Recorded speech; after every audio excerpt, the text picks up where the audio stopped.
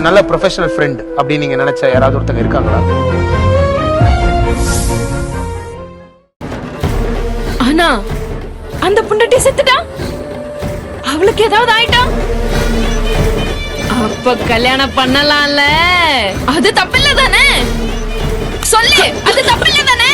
ஐயோ madam madam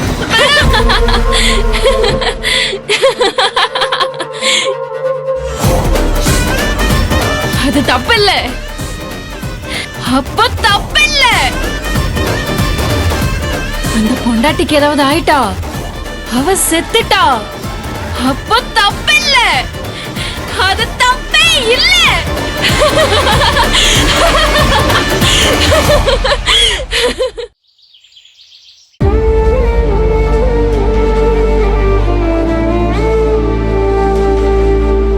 Aarthi கரெக்டா இந்த நேரத்துல வருவான்னு நான் எதிர்பார்க்கவே இல்ல. நான் தான் அவளை பிளான் பண்ணி வர சொன்னேன்னு நீ தப்பா நினைப்ப. அவ இங்க வரப்போற விஷயமே எனக்கு தெரியாது அர்ஜுன். சத்யா, இப்ப நான் உன்கிட்ட ஏதாவது சொன்னனா? நீ ஏன் இப்படி பேசுற?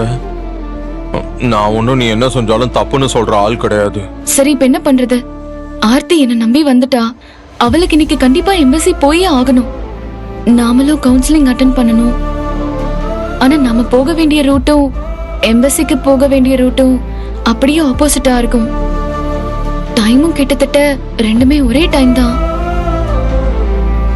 ஆர்த்திய கூட்டிட்டு போறதுக்கு இங்க வேற யாரும் இல்ல. அண்ணி அந்த டைம்ல வெளியில அலைய முடியாது. அப்பாவும் கொஞ்ச நேரத்துல வெளியில கிளம்பிடுவாரு.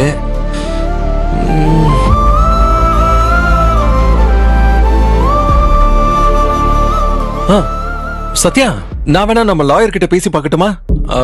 கவுன்சிலிங்க நாளைக்கு தள்ளி வைக்க சொல்லட்டுமா? உனக்கு ஓகே தானே? பாசிபிளா? நாளைக்குனா ஓகே, ஆனா ரொம்ப நாள் தள்ளி போட போறாங்க. சரி, நான் அவங்க கிட்ட பேசிட்டு வரேன்.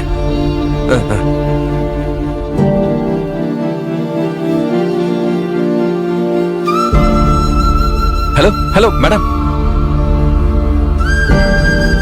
நான் அதுக்காக தான் கால் பண்ணேன். ஒன்னும் இல்ல மேடம், இந்த கவுன்சிலிங் கொஞ்சம் நாளைக்கு தள்ளி வைக்க முடியுமா? இல்ல அப்படியெல்லாம் எதுவும் இல்ல மேடம். நாங்க கண்டிப்பா வந்து அட்டென்ட் பண்ணணும்னு தான் இருந்தோம். இப்ப கூட அதுக்கு தான் நாங்க கிளம்பணும். ஆனா அதுக்குள்ள ஒரு இம்பார்ட்டன்ட் ஒர்க் வந்துருச்சு மேடம்.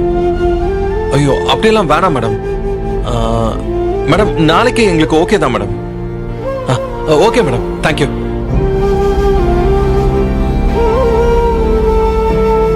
என்னாச்சு அர்ஜுன்?